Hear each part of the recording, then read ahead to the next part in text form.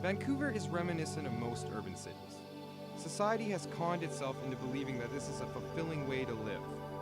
Only a few dare to unleash the adventure that lies nestled in its beautiful West Coast forests.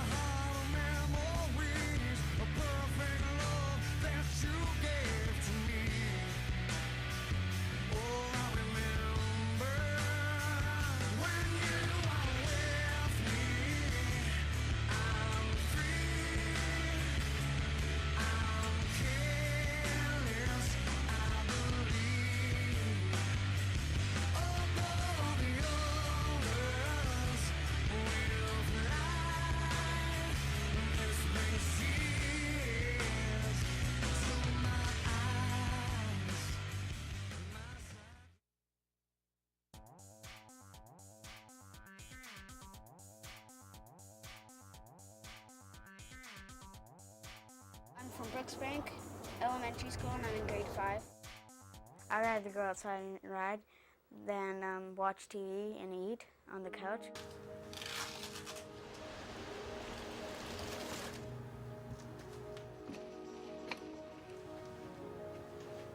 I've been riding since I was 3 years old.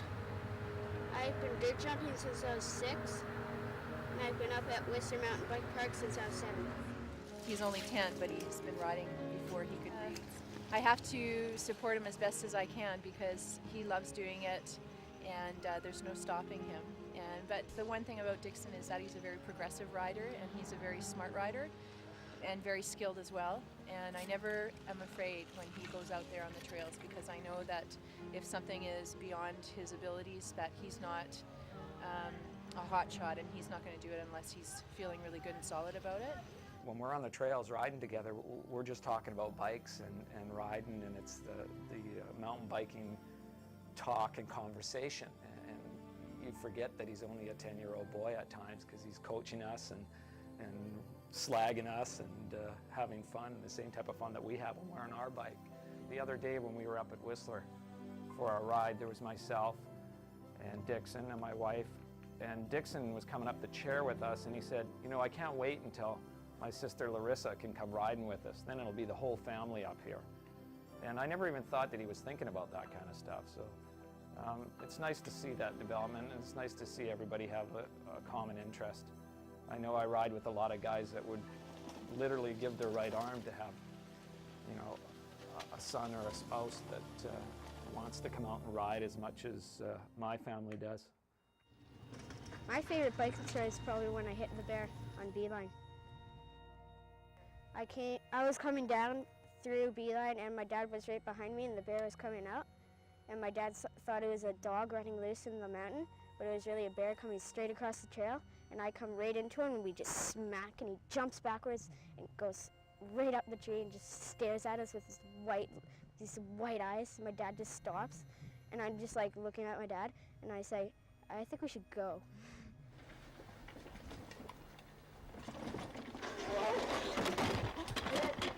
I got it!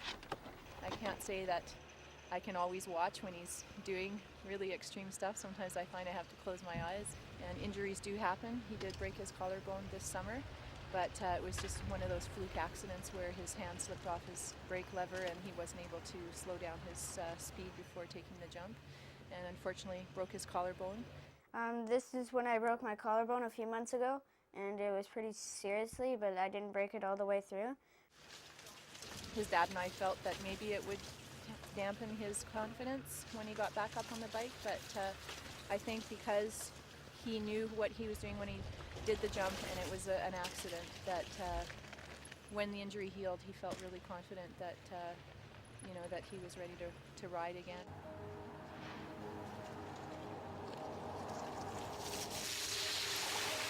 I'd rather see him outdoors, enjoying nature, seeing bears, seeing all sorts of wildlife, and learning about proper bike handling skills and increasing his self-esteem and his confidence, which he has really gained a lot through the sport. I'd rather see him do that.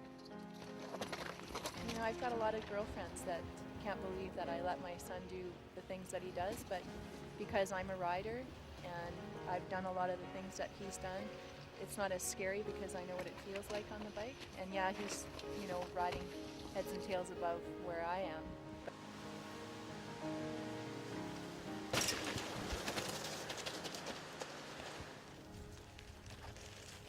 My favorite rider probably would be Jeff.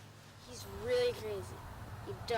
If you want him to see what he rides like, he is pretty phenomenal. He can do big ass air and he can get some pretty nice tricks in. Dixon and Len were just riding the skate park, and me and my buddies came by, and we were just like, dude, that kid rips. Look at this guy, he's tearing up the skate park. So we just started talking to Len and Dixon, and then we started riding. Yeah. When I was as young as Dixon, I wasn't even into biking yet. This kid's gonna rip when he's older. But when I got into biking when I was like 12, 13, I looked up to like Wade, Dangerous Dan, like, all those guys just blew my mind, and they still do. You ready to go? Yeah.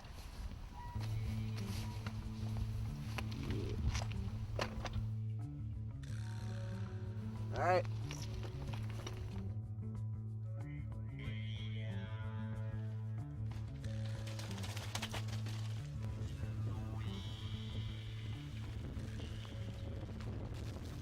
I first realized I loved mountain biking when I hadn't even started yet. I watched Digger's old movie, North Shore Extreme 2, where I saw a bunch of old people riding down the trails in spandex, and a lot of those old people are my heroes now today still. It's really free, and you can ride your bike whenever you want, wherever you want. It's really diverse. You can take to the skate park, the mountain, you can race on it, and you can just hang out.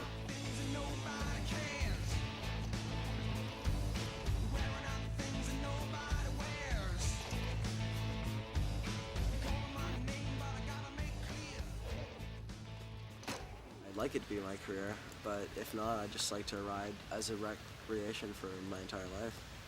I think I only make the right choices for the sport, because I just want to keep on riding.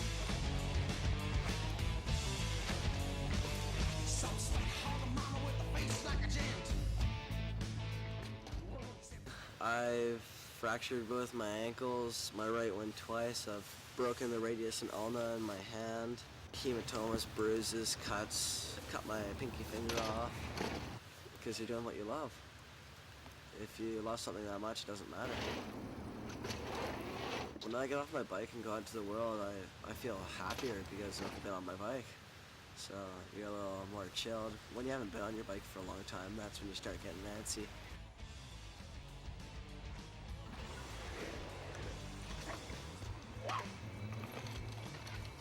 When you're riding your bike, age doesn't matter. I ride with people that are 30, 40, same feeling, same love. It's just a lifestyle.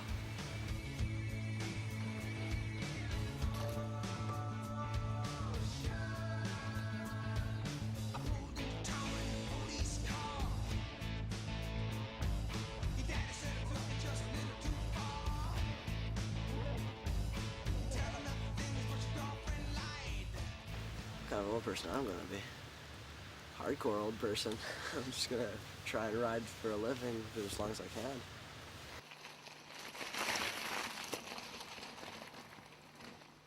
The thing that drives me is just the ability to get on my bike, go out and ride, be free. You don't have to listen to anybody. You don't have to do anything anybody tells you to do. You can just be out on your bike, hang out, go at your own pace, and whatever happens, happens. That's between you and the trail.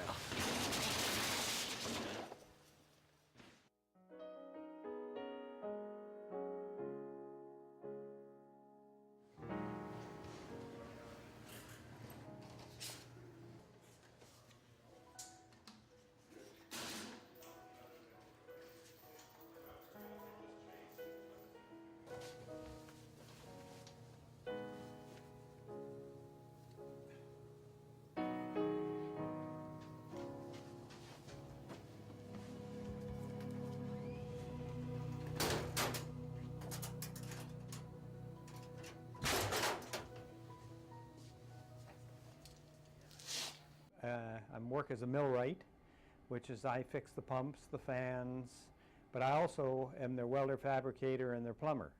And it's this stuff here is plumbing. So I usually get all the jobs here that no one else can do.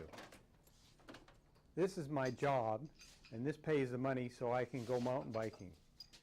And I only went to work because I needed more money to play. I do know how to play. Mountain biking, that's my passion.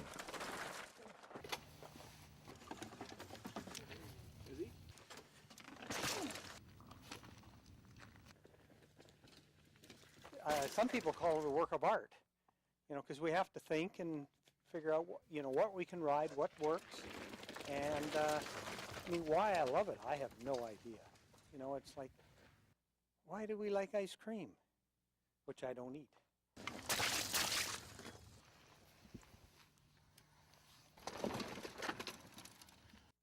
In probably 95, 94, I started just filling in mud holes with rocks.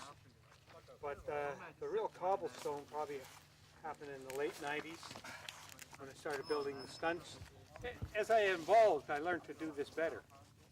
There. Oh, totally relieves stress. You can be just in the worst mood and come out here, and you can't be thinking of problems doing this kind of riding. You have to focus on it. And you come out, you're elated. Now, I don't know how I'd survive without this kind of stress relief and be as happy as I am, because I am. I found my 60s is starting to get the best time in my life. I learned to focus in a whole new way from biking, because we have wet, slippery routes. So you have to see them and figure out how you're going to get over them without ending up on your butt. My wife says I'm addicted to it. It's just I know this is what I want to do. And when we were talking earlier about being a kid who wasn't good in sports, and at 60 you pick up sponsors, you get thrilled. I found out that fear wasn't out there. Fear was something that was going on in me. There's a saying, the truth will set you free. So whatever it is, if you look at it, it will set you free.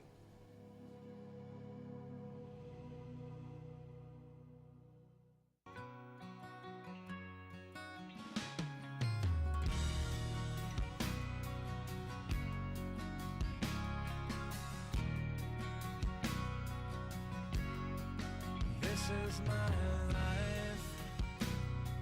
It's not what it was before. All these feelings I've shared, and these are my dreams that I've never lived before. Somebody shake me, 'cause I must be asleep.